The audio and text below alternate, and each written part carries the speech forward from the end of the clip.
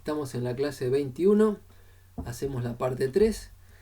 Si bien les leí el título recién de cinemática, un sistema de partículas, los primeros párrafos son definir qué es un sistema de partículas conceptualmente. El título este de cinemática empieza en realidad acá, cuando ponemos el dibujo y decimos definiciones. Entonces, hay un sistema de partículas formado, por ejemplo, por esas tres partículas del dibujo. Cada partícula tiene su masa, cada partícula tiene su posición respecto de un observador, y por supuesto vamos a trabajar con observadores inerciales. Así cada partícula cumple la segunda ley de Newton y podemos trabajar todo lo que ya sabemos. ¿Cómo se hace para describir esto como un conjunto y no como partículas sueltas? Bueno, el primer paso es darle una posición de conjunto, un punto en el espacio que representa la posición del sistema, y eso se llama centro de masas. Perdón, me salté una línea ya. Primero era, si hay varias partículas en el sistema, cada una con su masa, se define la masa total del sistema como la suma de las masas. Las masas son escalares, todas positivas, así que esta suma es una suma de números positivos, y se dice que la masa es una cantidad aditiva. La cantidad de masa o la masa total del sistema es la suma de las masas de cada parte. Eso es bien sencillito, casi me lo salteo. Pero después de eso sí quiero definir lo que se llama centro de masas, que es un punto que representa la posición del sistema. Se define matemáticamente, una cuenta precisa, a partir de las posiciones de cada partícula que forma el sistema. Les digo al pie de página que cuando pongo en esta práctica o en estas clases suma sobre i, es para no recargar la notación, pero siempre estamos queriendo decir la suma es de i igual a 1 hasta n mayúscula, que recorra estrictamente todas las partículas del sistema. Entonces, la posición del centro de masa es una cantidad vectorial. Se calcula como la sumatoria sobre todas las partículas de la posición de cada una multiplicada por la masa de cada una. Y todo eso dividido por la masa total.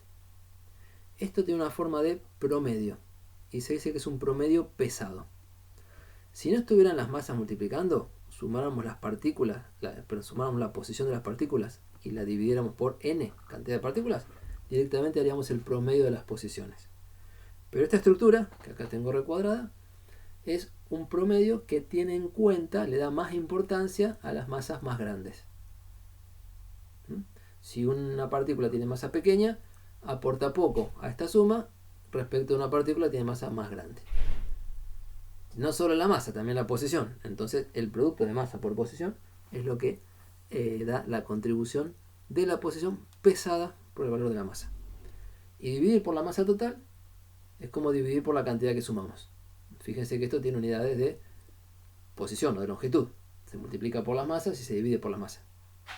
Dicho de otra manera, se puede entrar la masa 1 sobre m, grande, a la sumatoria. Y tendríamos que el coeficiente que acompaña a cada posición es la masa de la partícula sobre la masa total. O sea, la fracción de masa que representa cada partícula, la masa de cada partícula sobre la masa total es la fracción de masa de esa partícula dentro del sistema, y ese es el peso que tiene cada posición. ¿Sí? Bien. Más allá de estas consideraciones, esta es una cuenta matemática, es vectorial. Del lado derecho tenemos vectores r multiplicados por escalares, son vectores, sumados son vectores, divididos por la masa que es escalar son vectores, y el resultado es un vector.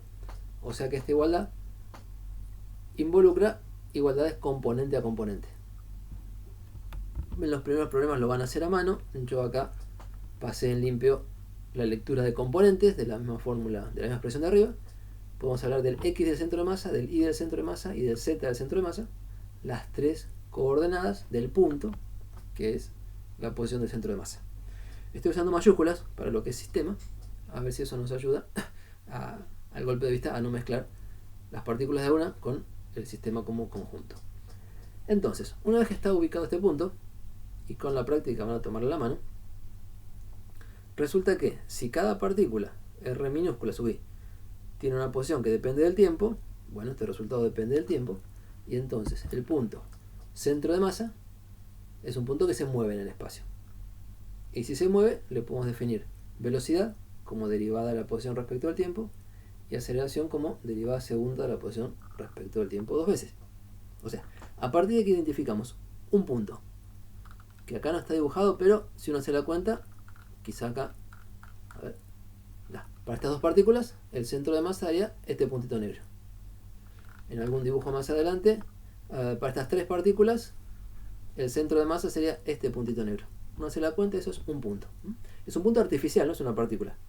Es un punto artificial ubicado en el espacio que se usa para representar la posición del sistema. Entonces, si tenemos el punto ubicado y depende del tiempo, tenemos su velocidad derivada respecto del tiempo de la posición y su aceleración, ya vuelvo, derivada de la velocidad respecto del tiempo o derivada segunda de la posición respecto del tiempo 2 veces. Si sabemos cuántas partículas tenemos y sabemos la posición de cada una en función del tiempo, estas son cuentas algebraicas que van dando posición, velocidad y aceleración del centro de masa como representación de la posición del conjunto. Me salté algunas cosas acá, es importante parar cada una. Con esta cantidad vamos a trabajar mucho. Cantidad de movimiento lineal del sistema. Hablamos de cantidad de movimiento de una partícula, cantidad de movimiento lineal de una partícula, lo anotábamos con P minúscula y lo definimos como masa de la partícula por velocidad de la partícula en la clase 10b. Hace un rato repasé para dónde estaba. La clase 10b era como una segunda parte de la clase 10, donde juntamos bastante teoría, que no iba directo a las prácticas, pero preparaba estas cuestiones que vienen ahora. P es un vector. A ver si encuentro dónde lo escribí. Más o menos está escondido acá, perdón. Primero hay que hablar de la cantidad de movimiento P sub i de la partícula iésima. Eso es una cantidad vectorial, en general depende del tiempo, y se define como producto de la masa por la velocidad. Esto que está recuadrado acá es P sub i, voy a usar P minúscula sub i, masa por velocidad. Masa es un escalar, velocidad es un vector, P sub i es un vector. Y la cantidad de movimiento lineal del sistema completo es la suma de las cantidades de movimiento que aporta cada partícula del sistema. De nuevo, la cantidad de movimiento lineal es una cantidad aditiva. Se construye como suma de contribuciones de cada partícula. Y lo que contribuye cada partícula es masa por velocidad. Esta cantidad, que no usamos mucho hasta ahora, en otros libros se le hace más énfasis. En los textos de Newton está desde el principio, es el lenguaje con el cual habla. Pero bueno, mientras hablamos de masa y velocidad, no hacía falta quizá poner este nombre. Estamos hablando de lo mismo, pero conviene poner nombre. En otros libros, o podemos decir nosotros también, en lugar de cantidad de movimiento lineal, se habla de momento lineal. Momento lineal de la partícula, P sub i minúscula. Momento lineal del sistema, P mayúscula, suma de las contribuciones de cada partícula. Ya, lo dije muchas veces, perdón. Entonces, si uno presta atención a esta cantidad, resulta que suma de masas por velocidades lo encontramos acá arriba y es igual a masa total por velocidad del centro de masa. Entonces, esta misma cantidad de movimiento P mayúscula se puede escribir como masa por velocidad.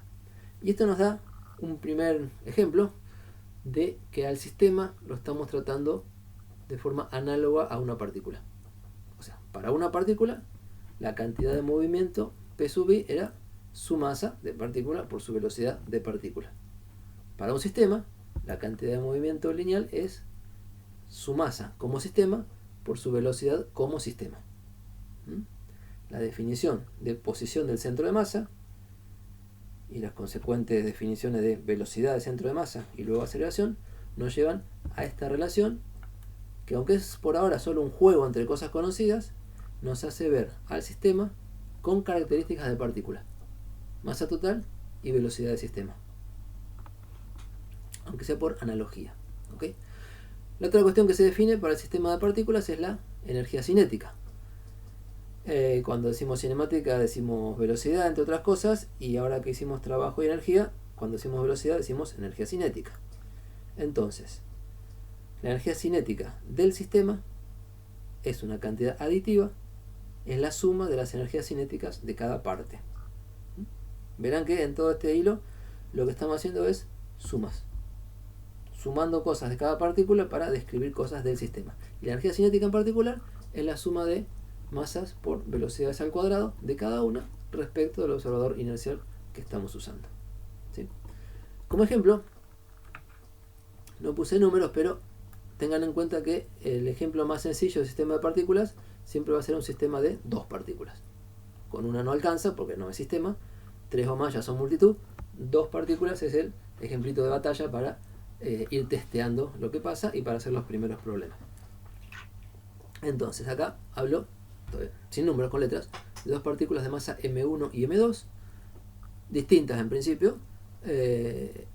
Dibujé M1 más grande para que se imaginen una masa más grande. Cada una tiene su posición, X1 y X2, solamente en un eje X, para hacer un ejemplo sencillo.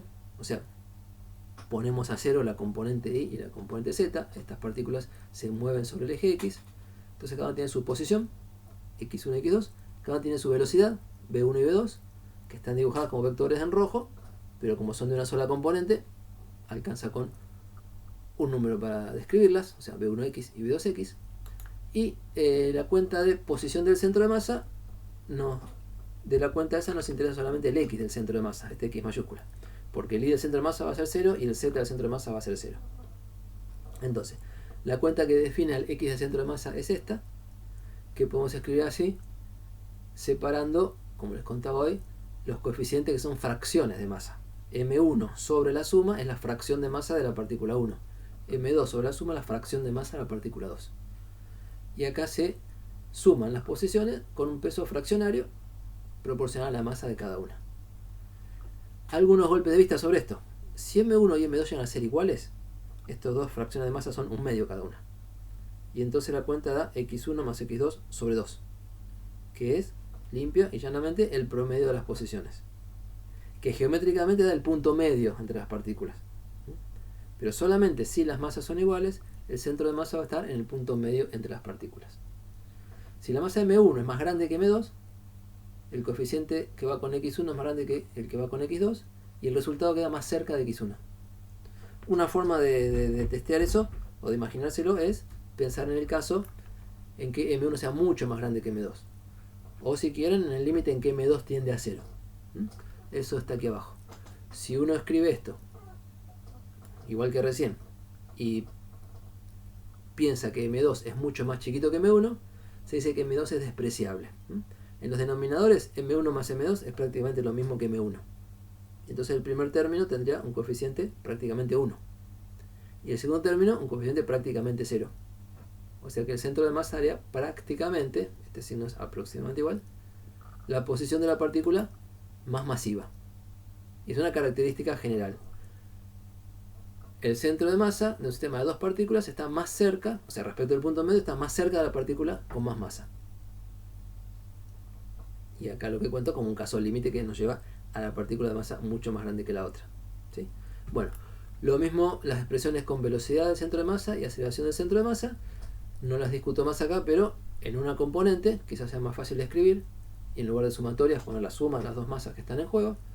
Y deben acostumbrarse a que los cálculos de posición, velocidad y aceleración del centro de masa representan posición, velocidad y aceleración del sistema como conjunto y tienen esta forma de construirse.